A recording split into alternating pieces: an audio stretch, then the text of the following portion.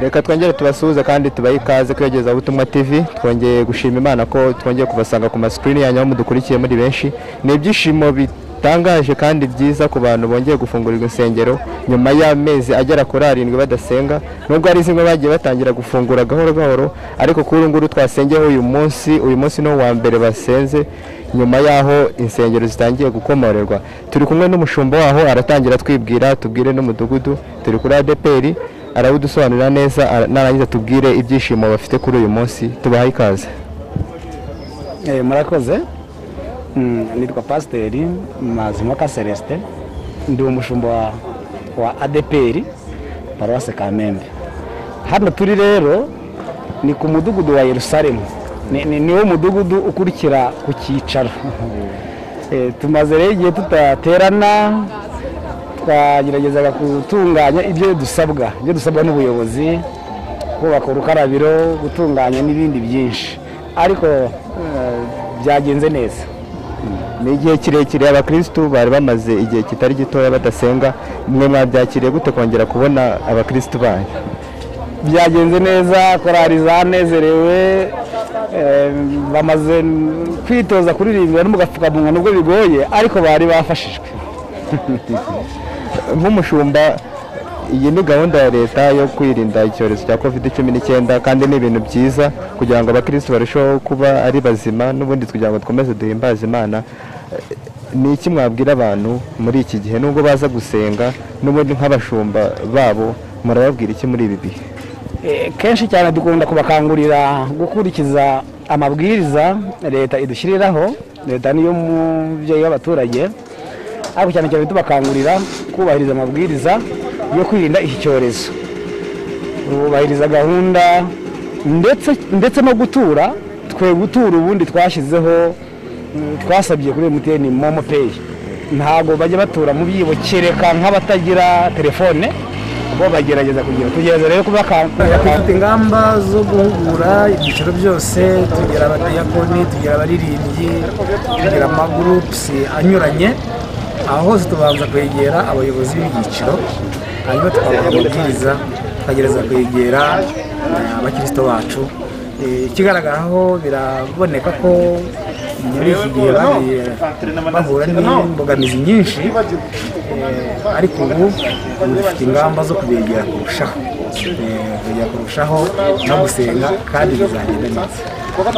Twebwe iyo ni imirimo y'abera, ndetse no mu gihe tumaze iminsi tutanatera tukagereza kubikora. Abarusha abandi ubushobozi tukabaremera, tukamenyesha inzego z'ibanze, tukaza tugahuza ingufu, noneho tugafasha abamerewe nabi. Noneho ubu nabwo hamwe no gusenga no gutekereza ikindi twakora, iyi mirimo ntabwo twayihagaritse, tuzakomeza n'ubundi tubikore. Twagiye duhura n'ibibazo binyuranye, ariko muri iki gihe twahuye ikintu navuga, nubwo twamaze igihe kirekire tudaterana, ariko twagerageje gusenga cyane.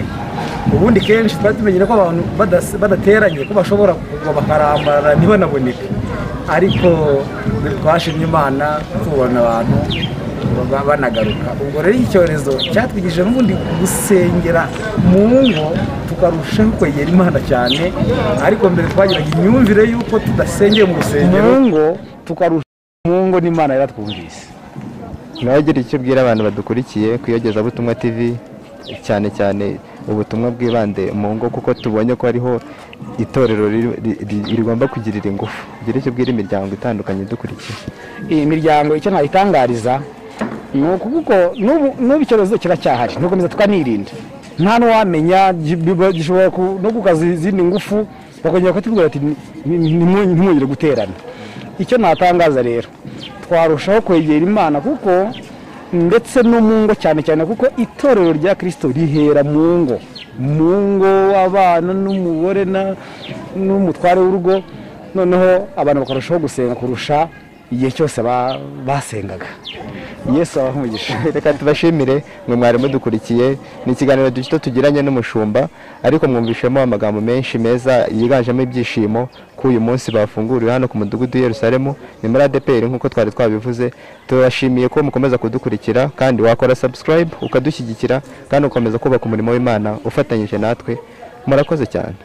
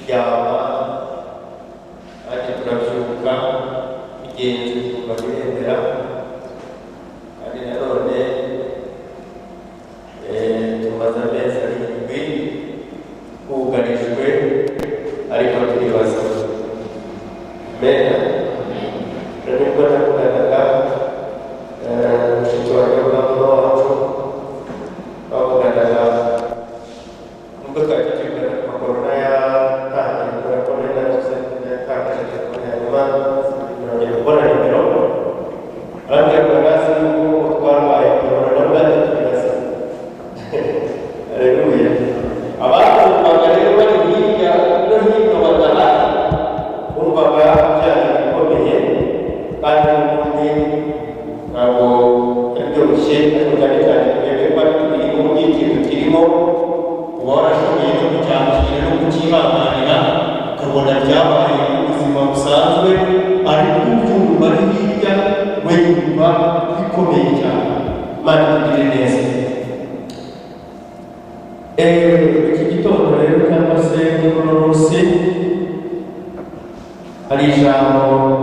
kugira ngo dufatikanyirize hamwe gusoma mbere y'uko dusengera ibyifuzo.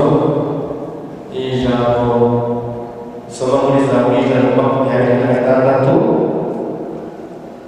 duhereye umurongo wa mbere kugeza umurongo wa gatandatu tukayirangije, hanyuma niturangiza dusenga Imana. 126 umurongo wa mbere kugeza ku murongo wa gatandatu.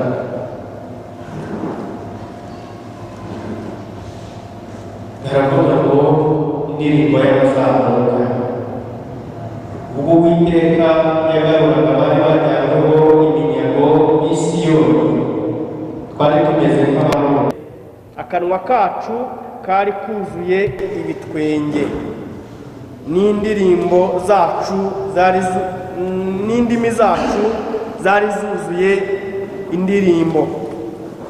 Icyo gihe bavugiraga mu mahanga bati, Uwiteka yabakoreye ibikomeye, Uwiteka yadukoreye ibikomeye, natwe turishimye. 4. Uwiteka abajyanyweho iminyago atugarure, tumere nk'imigezi y'Inegebu. Ababibabarira bazasarura bishima. Nubwo umuntu agenda arira asohoye imbuto, azagaruka yishima azanye imiba ye. Amen. Haleluya. Umuriro wagiye, ariko turagerageza. Ntabwo ari hanini cyane ku buryo utaza kubasha kumvikana. Iyi ni Zaburi 126. Twatangiye havuga ngo Zaburi y'amazamuka. Ahantu uzasoma ugasanga handitse ngo Zaburi y'amazamuka. Icya mbere, Zaburi ni indirimbo cyangwa se ni isengesho. Abayisirayeli ngo basengaga bitewe n'igihe barimo, kuvuga ngo baririmbaga Zaburi cyangwa se basengaga Zaburi bitewe n'igihe barimo. Aha rero atubwiye ngo ni Zaburi y'amazamuka. Zaburi y'amazamuka bisobanura Zaburi yo kunesha. Haleluya. Zaburi yo kunesha bivuga ngo, kandi tumaze kuvuga ngo bayiririmbaga bitewe n'igihe bahagazemo. Hano rero dusanze ngo yari Zaburi yo kunesha. Noneho bakavuga ngo ubwo Uwiteka yagaruraga ngo abari bajyanyweho iminyago b'i Siyoni, ngo twari tumeze nk'abaruta. Amen. N'iryo jambo cyane nubwo babona twasomye imirongo myinshi, ariko nashatse ko dutinda kuri iri jambo cyane, hanyuma tukabona gusenga Imana. Iki gihe ngo bari barajyanyweho iminyago. Kujyanwaho iminyago kugira ngo urubyiruko rubyumve, kunyagwa ubundi kwari ugutera igihugu, bamara kugitera bagitsinda bakakigarurira, noneho bagahita batwara abantu. Ari nabyo byaje gutuma Isirayeli zimangatana. Ubundi ukuntu babikoraga, bafataga ahantu batsinze bagatwara abantu baho, bakabajyana iwabo, bagafata iwabo, bakabajyana ahandi, noneho igihugu bakakizimangatanya burundu, bagakigira icyabo. Nuko nguko babigenzaga. Noneho rero ngo igihe cyarageze, Abayisirayeli baratsindwa. Bamaze gutsindwa ngo bajyanwaho iminyago, baragenda bamarayo imyaka myinshi. Noneho ubuhanuzi buratangira, burahanurwa. Buriya hari abahanuzi bahanura ibintu kubera yuko babyumvise cyangwa se bari kureba icyerekezo. Turi kujyana? Bari kureba icyerekezo. Hari igihe mwumvise bati Imana yakinguye insengero, abandi bati ntabwo ari imana yakinguye, imana ntirakingura, bagendeye ku byo bagiye bumva ibyemezo by'inama y'abaminisitiri. Noneho muri makeya ntabwo umuntu ahanura ibyo abona cyangwa ibyo yatekereje mu bwenge bwe akabona bigiye gukorwa, ntabwo ubwo ngubwo ari ubuhanuzi. Noneho rero iki gihe barajyanyweho iminyago, nabo hatambutse ubuhanuzi bwinshi bugenda bubabwira ngo bagiye gutaha. Ariko Yeremiya ngo arabahanurira, arababwira ati muzamara imyaka 70. Abandi barimo batangira kuvuga ngo ni ingahe bagiye gutaha iki n'iki gutyo. Ariko Yeremiya ngo bahanura ubuhanuzi bukakaye, arababwira ati ni imyaka 70 muzamara. Abababwira ngo mugiye gutaha arabaye ni mubibe, muhinge mutere imbuto muhinge, kuko ntabwo igihe cyo gutaha cyane kiragera, muzamara imyaka 70. Nuko muri makeya ngo icyo gihe bigera ubwo nyine ababyakiriye barabyumva, bigera ubwo bumva noneho babyakiriye, kandi bigera ubwo bumva cyangwa ubwo babona hari ibintu amaso abakwereka, bareba babona ntibyanashoboka cyangwa se ntibyakunda. N'ibyo Yeremiya yahanuye nabwo niyo myaka 70 bakabona bagereranyije n'ibimenyetso babona bakabona ntibizakunda. Hanyuma rero nibwo ngo igihe cy'Imana kigeze yabakuyeyo, maze kubakura nibwo baririmbye indirimbo, baravuga ngo ubwo Uwiteka yagaruraga bari bajyanyweho iminyago b'i Siyoni, ngo twari tumeze nk'abarota. Haleluya.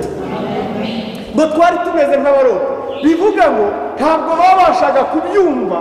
Kuvuga ngo twari tumeze nk'abarota, ntabwo ubwenge bwabo bwabashaga kubyakira, kubera yuko igihe cyari kibaye kinini, barabaye nk'ababyibagiwe. Igihe kibaye kirekire, ariko ngo noneho birabatungura, bibatunguye ngo barimo gutaha, ngo bakajya babona bameze nk'abarota. Haleluya. Uwiteka ubwo yagiraga gute? Yagaruraga abari bajyanywe n'iminyago b'i Siyoni, twari tumeze nk'abarota. Tugaruke inyuma gatoya tunasoza kuko no gukingura. Natwe tumaze amezi ageze mu 7, isi yose yugarijwe n'icyorezo cya coronavirus, kugeza ubwo abantu babonaga hari tutazongera gusenga, ariko haracyari ibyiringiro. Amen. Haracyari ibyiringiro ngo nubwo igiti cyatemwa, ngo n'imizi yacu igasazira mu butaka, niko Yobu yavuze. Ngo nubwo igiti cyatemwa, ngo n'imizi yacu igasazira mu butaka, ngo ariko haracyari ibyiringiro yuko cyakongera kikagira buto kigashibuka, ngo kikongera kikagira ibibabi nk'ibyane. Amen. Igeze mu mwanya musero. Ngo nubwo igiti cyatemwa,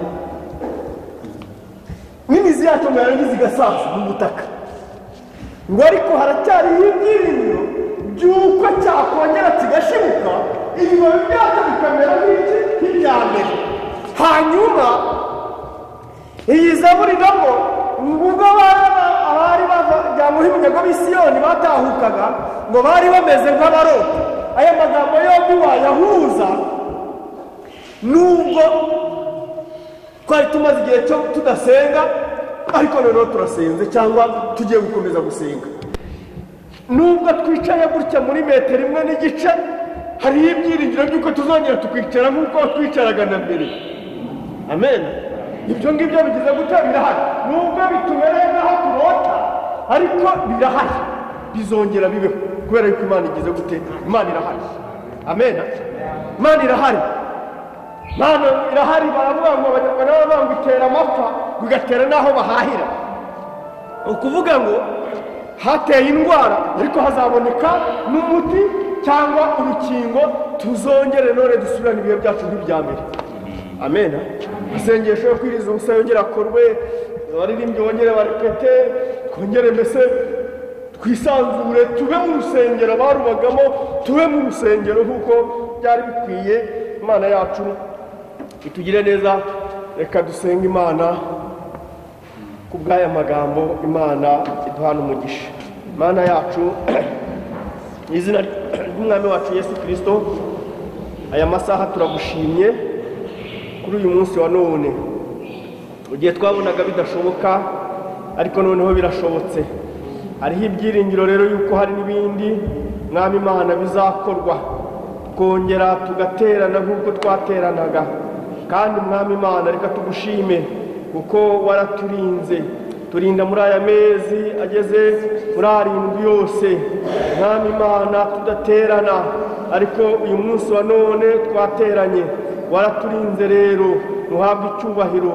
Ongera rero mwami Imana ugarure kandi uhembure umurimo wawe muri iyi minsi, mu izina ry'umwami wacu Yesu Kristo tubisabye, amen. Turagushimiye Mana ushobora byose mu izina rya Yesu Kristo, Mana nyir'ububasha bwose n'ubushobozi, izi byose muremye w'ibyaremwe byose, ni wowe uduhaye umwanya mwiza wo kuboneka muri iyi nzu yitiriwe izina ryawe. Abangana gutya turagushimiye igitangaza dukoreye, izina ryawe nirihabwe icyubahiro. Tugiye kumva ijambo ryawe, ijambo ryawe ryaremye isi ryo ritubeshejeho. Turagushimiye rero ko uyu mwanya uduhaye, uduhe amatwi yo kumva uvugana natwe muri iri teraniro kuri ijambo ryawe.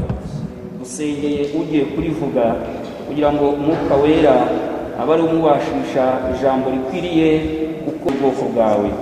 Ubukene n'inzara dufite urabizi, dukeneye ijambo ryo kudusonzora, dukeneye ijambo ryo kuduha amahoro no kutwubaka, dukeneye ijambo ryo kuduha inama n'impuguro, dukeneye ijambo umwami Imana yacu bidufasha muri iri teraniro.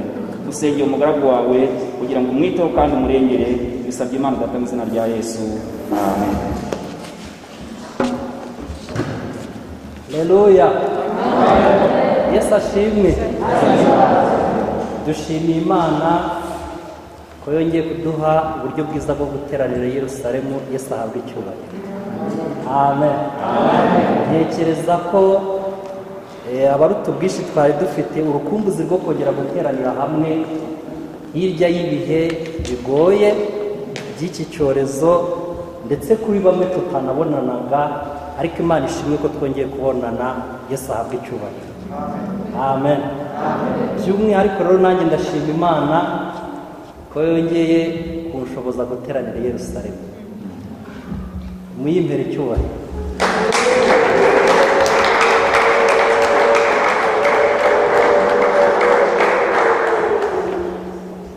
Ntabwo kuba mu materaniro ari ibintu twafata nk'ibimenyerewe, ahubwo ni ubuntu Imana ibitugiriye. Kandi ntabwo ari twe twenyine twagize ibihe bigoye byo kutabona uburyo bwo guteranira mu materaniro amwe. Hari n'abagiye batubanziriza bagiye bahura nabyo. Muzi ko bene Kora bigeze bahura n'ibyo bibazo, bahura n'impamvu zituma bamara igihe kinini badateranira mu rusengero, ariko aho bikunze ngo birabanezeza cyane, kugeza ubwo banavuze ngo twakunda no kwihagararira ku miryango y'inzu yawe, ko cyangwa tukibira hirya no mu bikari. Yesu atugirire neza. Uyu mwanya rero twahawe ntabwo tugomba kupfusha ubusa, ahubwo tugiye no kuganira ijambo ry'Imana. Yesu ahabwe icyubahiro. Amen. Umusobanuzi umwe yaravuze ngo nubumbura iki gitabo cyitwa Bibiliya ngo ujye umenya ko ubumbuye akanwa k'Imana. Mbese ni ukuvuga ngo Imana igiye kuganira natwe mu ijambo ryayo. Wanasifiwe sana. Ni na mpamvu muri iyi minsi Satani ari gukoresha intwaro z'uburyo butari bumwe ngo abantu batakaze uburyo bwo kwita ku ijambo. Ndetse iki gitabo hari abari kukigereranya ngo n'ibindi bitabo. Muzi ko hari n'umusobanuzi umwe yaravuze ati iki gitabo kiyoboye isi imyaka irenga 200,000 ntabwo kikigezweho. Ariko ibi ni ibyahumetswe n'Imana, ni ijambo ry'Imana. Imana ubwayo ivuganira natwe mo hano. Imana ishimwe. Muri make rero tugiye kurya, kandi hariho ibintu namwe mwabonye. Bundi hajya habaho ibirori bigiye bitandukanye, rimwe na rimwe ndetse umuntu akaba yanahuga, ariko bigeze mu mwanya wo gufata amafunguro n'ibinyobwa, buri muntu wese arahuguka kubera iki gikorwa cyiza tugiye gukora. Nta muntu urajya muri resebusiyo bageze mu mwanya wo gufungura ngo ajya anahunyiza gutyo. ntabwo buri wese aba aringaniye n'ifunguro kandi ari maso areba. Yesu rero aduhaye akanya ko kumva ijambo rye. Yesu agiye kutugaburira ankoresheje, muryoherwe. Soma ijambo ry'Imana mu gitabo cy'umuhanuzi Daniyeli,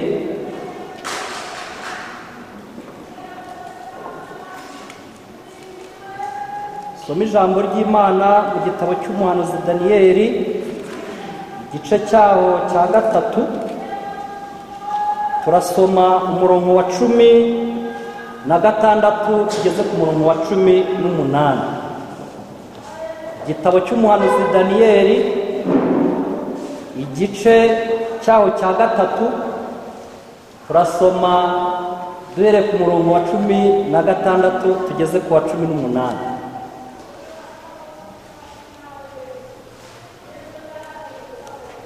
Dusome mu izina rya Yesu. Saduraka na Meshake na Abedenego basubiza umwami bati, Nebukadinezari, nta mpamvu ituma tugusubiza iryo jambo. Niba ari ibyo, Imana dukorera ibasha kudukiza mu itanura ry'umuriro ugurumana, kandi izadukiza ukuboko kwawe Nyagasani. Ariko naho itadukiza Nyagasani, umenye ko tutari bukorere imana zawe, habe no kuramya icyo gishushanyo cy'izahabu wakoze. Yesu atugirire neza. Dusomye ijambo ry'Imana muri iki gitabo cy'umuhanuzi Daniyeli, ariko turashaka kuza kuvugaho kumukiranutsi atajya ahindurwa n'ibihe. Umuntu w'Imana ntabwo ahindurwa n'ibihe, kuko nubwo ibihe bikomeye, mukanya nahoze nganira n'umushumba ari kuvuga ko umuntu umwe yasobanuye ko amategeko ngo aremera kurusha amabuye, ngo ariko ibihe nabyo ngo bikaremera kurusha amategeko. Uranga ibihe bishobora guhindura amategeko, kandi n'ubu ngubu byayahinduye n'umuco. Mwari muzi ko twari dusanzwe duhoberana, umuntu yagenda ahobera undi ariko guhura n'umuntu wanatekereza kumuhobera ukavuga ati ibintu ntabwo byemewe. Ibihe rero ni ikintu gikomeye, ariko umukiranutsi cyangwa umukristo ayobora ibihe, ntabwo ibihe bimuhindura. Ni ijambo ryenda kuba rikomeye, ariko niko kuri. Ni nacyo gituma Pawulo yaravuze ngo mugume uko mwari muri mugihamagara. Nta kugenda uvuga ngo ubwo habaye muri uyu mwaka wa 2020 ngomba guhindukana n'umwaka wa 2020 mu buryo ugiyemo. Oya, icyakora mu cyerekezo cy'isi ntabwo natwe tuzabura gufata amashanyarazi, ntituzabura gukora n'ibindi, ariko ku byerekeye iby'ubugingo ntidukwiriye guhinduka kubera ibihe. Yesu atugirire neza. Iki gitabo cy'uyu muhanuzi Daniyeli, muri iki gice tubonamo ko uyu mwami Nebukadinezari ngo yari yashyizeho igishushanyo, kandi nubwo iki gishushanyo cyari kiriho ndetse hakaba ibwirizwa ryo kugira ngo abantu bose baze kukiramya, ntabwo umutego wari uri ku bantu bose, ahubwo umutego wari uri ku bakozi b'Imana ba Saduraka na Meshake na Abedenego. Nibo bonyine bashakwaga, kuko barahigwaga ku buryo hari ahantu bari bavuze ngo nibura aha ngaha bashobora guhindukira bakareka imana yabo, nibura aka kanya gatoya bagahindukirira imana yindi itari imana yabo. Yesu adutabara. Iki kintu kandi kirakomeye. Ndagira ngo mbabwire ko nta bibazo Satani afitanye cyane n'abakozi be, ntabwo bamubangamiye, kuko icyo ashatse ko bakora baragikora, ntibamugora, ahubwo abitwa ko bamuteye umugongo. Hashobora kuba ibintu ahantu runaka bishaka umuntu waho runaka kugira ngo harebwe ko yagambura nawe akaba n'abandi bose. Ni nacyo gituma umukristo nyamukristo ajya yirinda mu byo avuga, yirinda mu byo yumva, yirinda aho yicara, yirinda n'uko agenda, kuko ijambo ry'Imana rivuga ko turi ubwoko butura ukwabo, ishyanga ryera abantu Imana yose ibise by'amaraso yayo. Yesu ahabwa icyubahiro. Tugomba kwirinda muri byose. Iri bwiriza rimaze kujyaho, ubona ko Saduraka na Meshake na Bedenego bo bahakanye ko badashobora gupfukamira icyo kigirwamana, ngo ariko umwami ngo aza kuza kubabwira ngo ni iki cyabateye kutumvira itegeko ryanjye, ni iki cyabateye kutumvira ibwiriza ryanjye, ngo mbese Imana ishobora kubakiza amaboko yanjye ni iyihe? Hari Imana ibaho yabakiza amaboko yawe? Kandi koko mu buryo bw'ubushobozi umwami nk'uriya ndetse babaga mu bami b'abami yari akomeye, yari afite ubushobozi, ko no kuvuga ngo uriya muntu nimumukuraho igihanga bakakimukuraho sanduku. Byari byoroshye rero kuvuga aya magambo ngo iyo Mana mwiringiye yashobora kubakiza amaboko yanjye, mbese iba ishingiye ku bushobozi mfite, ishingiye ku cyo ngicyo, ishingiye ko abaturage bose bemeye, mwebwe muri nk'abandi. Niyo magambo dusomye rero. Saduraka na Meshake na Bedenego bavuga amagambo, baravuga ati twe ntabwo dufite gahunda yo kugusubiza kuri ibyo uvuze. Haleluya! Nta gahunda dufite yo kugusubiza ko dufite Imana yo mu ijuru, ko yakijije abatubanjirije, ko natwe iri budukize n'ibindi. Oya, baravuga ati nta gahunda dufite yo kugusubiza kuri icyo ngicyo uvuze, ahubwo twebwe ntabwo dushobora gukorera izi Mana. Imana idutabara. Ikindi kandi twiteguye kuba twajya muri uyu muriro naho twamererwa nabi, uretse ko mu ijuru dufite Imana ibasha kudukiza, ariko naho yatumenyesha ikanabitubwira ko itari budukize, nta gahunda dufite yo kuza guhindukirira ikigirwamana. Yesu ahabwa icyubahiro. Amen. Urebye mu buryo bufatika, umuntu yavuga ati reka nibura nubaha uyu mwami, pfukamire iki kigirwamana, mu kanya ndaza kuza kugera ahantu n'Imana yanjye twisubireho twongere twiyumve. Ariko nibura imbere y'uyu mwami ntagaragaye musuzuguye cyangwa musuzuguje imbere y'uyu mwami, kandi nanjye mpagirira agaciro. Ariko baravuga ati mve, dushobora kugirira agaciro k'iminota mike imbere y'umwami, tukatakaza agaciro gakomeye ko kubana n'Imana yacu neza. Yesu atugirire neza. Mwibuke mu gice cya mbere, igihe babagenera ibyo kurya, ngo ariko Daniyeli ngo agambirira mu mutima we kutaziyandurisha ibyo kurya by'ibwami. Muri iyi minsi abantu bagiye batakaza ubushobozi bwo kubana neza n'Imana kubera ibihe. Kera nigeze njyana n'umuntu ahantu hari akantu k'agafete, kandi hari mu bakomeye, nuko muzi ko haba ari ameza nyine yateguwe, bateguyeho ibinyobwa bigiye bitandukanye. Mbona afashe ikinyobwa gisembuye. Ndavuga nese gufasha ikinyobwa gisembuye bimeze bite? Arambwira ati muri aba bantu bakomeye gutya ibintu by'imitobe ntabwo nabivamo, reka nibura ahantu uze kubava nanjye nibura babona ndi umuntu w'umugabo. Akubita ikinyobwa, nuko turimo dutaha, ndavuga nese ubwo amaherezo urumva biri bugende gute? Yesu si imbabazi ze ntizihoraho iteka ryose, zagenda mbure nazo. Ariko ntabwo ibyo byari bikwiriye ku mukristo ngo ahindurwe n'aho hantu hatoya yicaye. Yesu adutabara. Daniyeli ngo agambirira mu mutima we kutaziyandurisha ibyo kurya by'ibwami.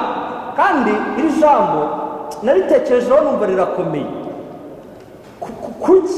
Ubundi mu mutima niho umuntu ashobora gutsindira, ni naho umuntu ashobora gutsindira. Ni nacyo gituma Yesu we yagaragaje ko ngo umuntu ubonye umugore akamwifuza ngo aba yarangije gusaba. Ni ukuvuga ngo ibyaha byose bibanza guturuka hehe? Mu mutima. Umuntu ashobora kubanza kubitekereza he? Mu mutima. nta n'igitangaza ko ushobora kubona umuntu yicaye ubona kureba nawe umureba n'ubundi kubaganiriza nabonye nta n'uri guhunyiza ariko umuntu akaba yagize undi mutima ujya ahandi hantu. Ibyo nigeze mbibona rimwe turi Beteli kandi turi mu masengesho, hari harimo umukobwa wasabye uruhushya ko agiye mu masengesho kandi ko ari burare.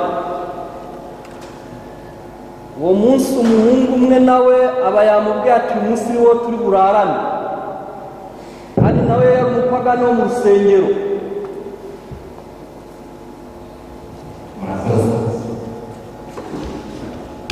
Uwo musore ntiyaza mu materaniro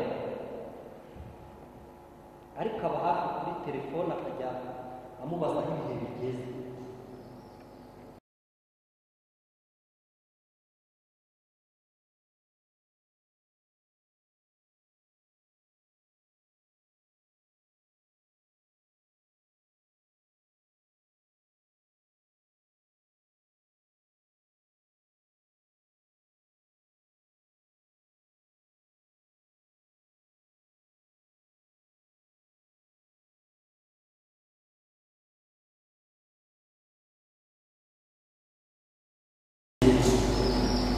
Urasoza kandi tugiye gusoza nagiye kwiga arahabwa papare kayikiza kwa baramo ko dezi bari bariyo no pekate akashini nico isiyenze ubwo bushimishimo ariko imitima yabaye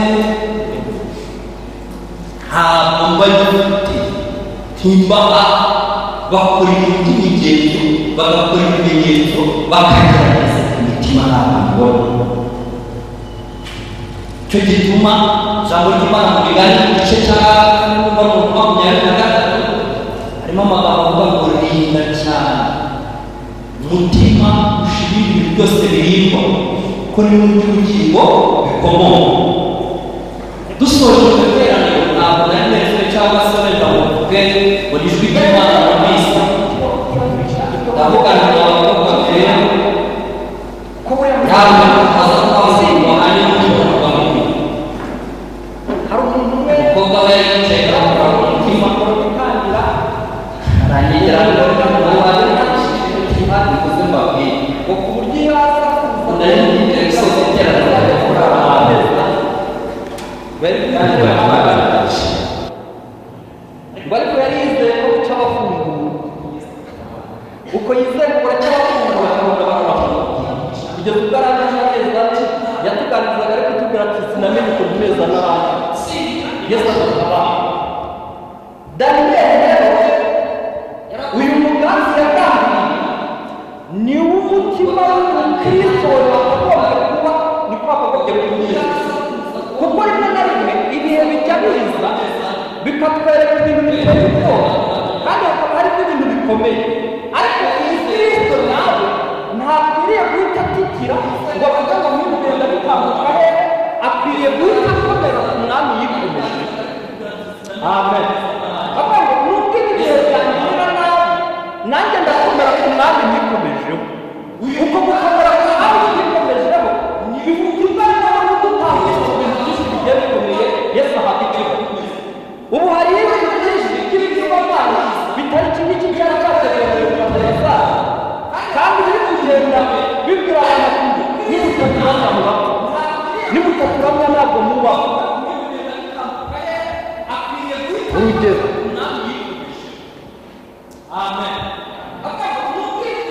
Imana ifashe kandi mubyumve mugire ibyumva wenda nkaho hari urubanza. Ubu hari abantu b'abamama bafite ubwoba bwo gushyira mu rugero nari nta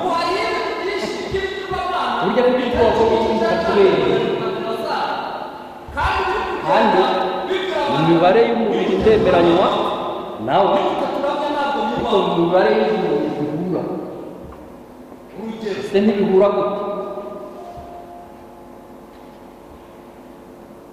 Bibiri twereka ko umukiranutsi azabeshwaho no ku muntu wizera abantu nkatwe ashobora kubabonera amafunguro bakarya ariko kutizeye n'umwe yakunanira.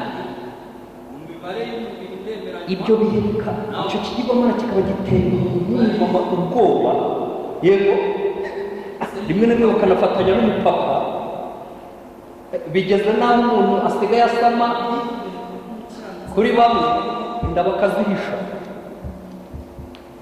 bigeze n'aho umuntu w'umugabo n'umumama bashakanye, pasitori ahagaze hano akabasabira umugisha w'urubyaro, umubyeyi atwite mu rugo hagahita havuka impagara ngo watwise umeze ute. Icyo ni igihe gitoya wenda kandi kiyobo n'ibindi namwe ntabasobanura birahari. Ubu kubera abantu barimo kuri icyo gihe bakavuga ati nyagasani iki gihe kiratuma dushira, ariko imipaka ishobora kuba ifunguye tukabaho, ishobora no kuba ifunguye tukabaho, kuko ntabwo tubeshejweho n'umupaka, ahubwo tubeshejweho n'iyadushyizeho. Haleluya! Iyo muri aya magambo Sadura kubera imipaka hari abantu barimo kuri icyo gihe nyagasani iki gihe cyatuma dushira, bashatse no kugaragaza ko ishobora kutubakiza, ariko nanone bakagaragaza ko bakiriye ko ntabwo tubeshejweho n'umupaka. Iyo ibihe byaje k'umuntu bishobora kuremerera, akaba yagira imbaraga nke zo mu mutima, ashobora no gushimirwa agahangara, kuvuga, gukora, kugenda binyuranye n'uko Imana yari. Ariko umukristo nyamukristo ntakwiriye guhindurwa n'ibihe, kuko Yesu Kristo uko yari n'uyu munsi ni kari kandi bitazahora ibihe byose. Yesu ahagucyura. Amen. Ntabwo Imana ijya ihindagurika. Buriya abantu bashobora kugira ibintu bya originali bakagira n'ibya pirate, ariko ibintu by'Imana bihora ari originali, bifite umwimerere, ntibihindagurika kubera impamvu, nta bihora ari uko biri Imana yacu. Muri aya magambo babwiye uyu mwami, navuga ngo bari bagejeje ahantu Imana ishaka, kuko nubwo iki giterane cyo kuramya iki kigirwamana cyari cyateranye, ndetse bakaba bari abanyage, bari mu bunyage nk'uko umushumba yabitubwiye, ariko Imana ya Isiraheli, Imana nyamana, yashakaga kongera kugaragara inyuriye mu bantu bayo bakeranye. Haleluya!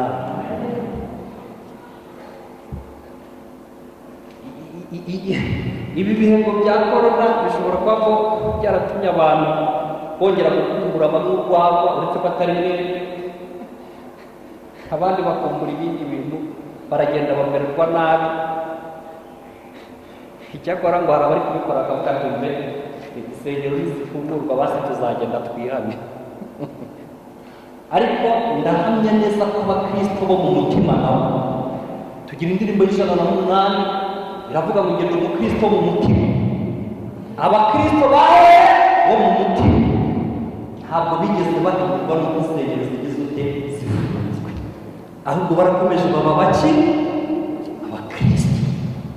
Imana idufashe twegereza ahantu kugira ngo tuze guhinira hafi. Ndagira ngo aka kanya wongere nawe utekereze ku bihe byanyuze imbere yawe muri ino minsi, urebe ko wabihamije n'Imana nk'uko bikwiriye.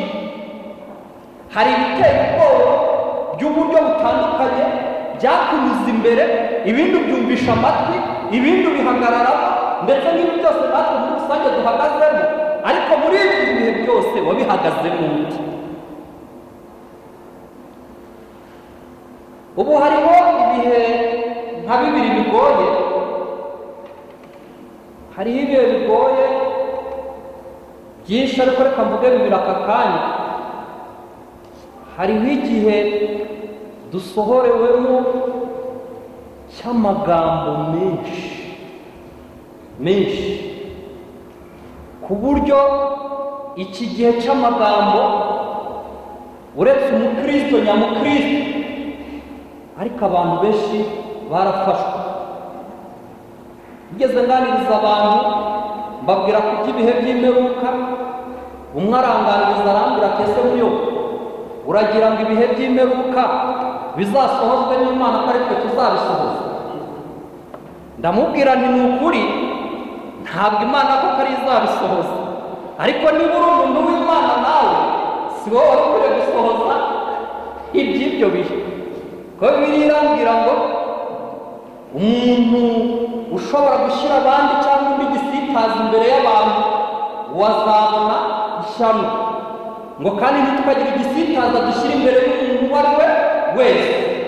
Ntabwo rero nkwiriye kuba umuntu uza gisitaza ngo ni uko iminsi y'imperuka berekejeho. Ubu hariho ikintu cyitwa intambara y'amagambo n'ibihuha byo ku rwego rwo hejuru, kandi ndagira ngo mbabwire ngo bene data, ibi bihe bikomeye gutya uretse abantu b'Imana gusa nibo bazabihagararamo neza bakabona intsinzi, kubera ko Kabutindi yateye muri ibyo bihe yanyuriye ahantu hose. Ariko abantu bazi Imana yabo nibo bazaca muri iki gihe amahoro.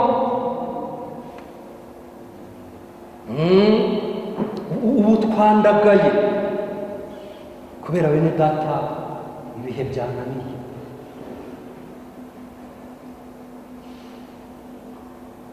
Kubera ibihe byabagoye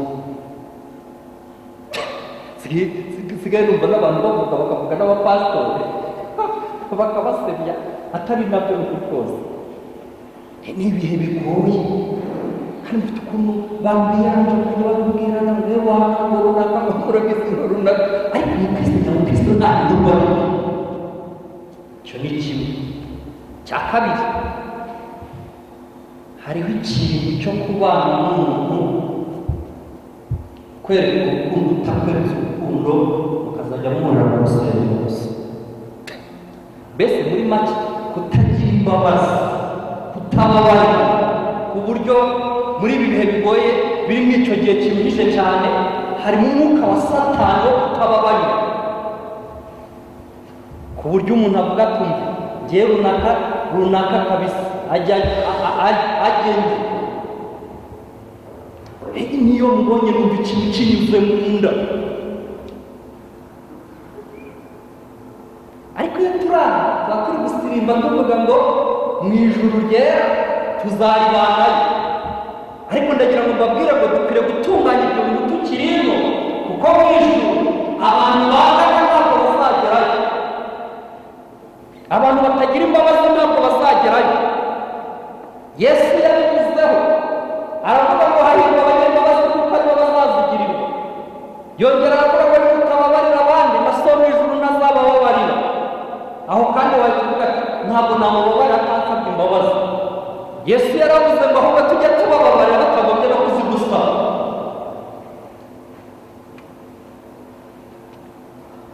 Yesu yaravuze ngo abakera baravuze ngo ukunda umuntu ugukunda waba umwanzi wawe. Yesu aravuga ngo ariko njyewe nje mbihimbi ngo ahubwo nimukunda abanzi babo, ngo mbese nimugakunda ababakunda gusa muzashima iki? Imana yacu dutabara. Ibi bihe rero bigoye, mvuzeho ibi bibiri n'ibindi bitandukanye, ntabwo byasiye kugira ngo bizire amatungo n'ibiti n'ibindi bintu, ahubwo byasiye twebwe abagenzi turi mu rugendo rujya mu ijuru, ngo ahari tuba twacogora kuri bimwe. Abantu bari bararetse gusambana, bari batakinywa urwagwa, bari batakigira ariko bagambana. Abantu bari bararetse ibyo ngibyo ariko bangana. Abantu bari bararetse ibyo ngibyo ariko basebya bagenzi babo. Ibi bihe rero bigoye n'ibindi tutavuze, nitwe byasiye ngo bitumerere nabi, ariko nubwo ibi ntabwo dukwiriye kwirindwa nabyo, dukwiriye gukomeza kuguma kubana n'Imana dukiranuka. Yesu arabicuza ni ikirere. Muri aya magambo basagura kanabeshake babonye intsinzi kandi ntagiye gutindaho. Bibiliya yaravuze ngo nuca mu mazi ni Yakobo hanurirwaga cyangwa se Isiraheli nzaba ndi kumwe nawe, nuca mu muriro nzaba ndi kumwe nawe. Nubwo ubwo buhanuzi bwavugwaga Yakobo, ariko ubu ni ubuhanuzi bwacu twese nk'abizeye, kuko kuri twebwe nta tandukaniro ku Bisiraheli, kuko Kristo yaduhuje. Ni iki rero? Kugira ngo iby'iri jambo risohore ni uko umuntu uzawucamo. Kugira ngo iby'iri jambo risohore ni uko ayo mazi uzayacamo. Uwiteka kurindire muri bwo usohoke n'amahoro, Imana yacu ishimwe. Bivuze ngo nta gisubizo ari ugukora ibidakwiriye kubera ko umuriro waje.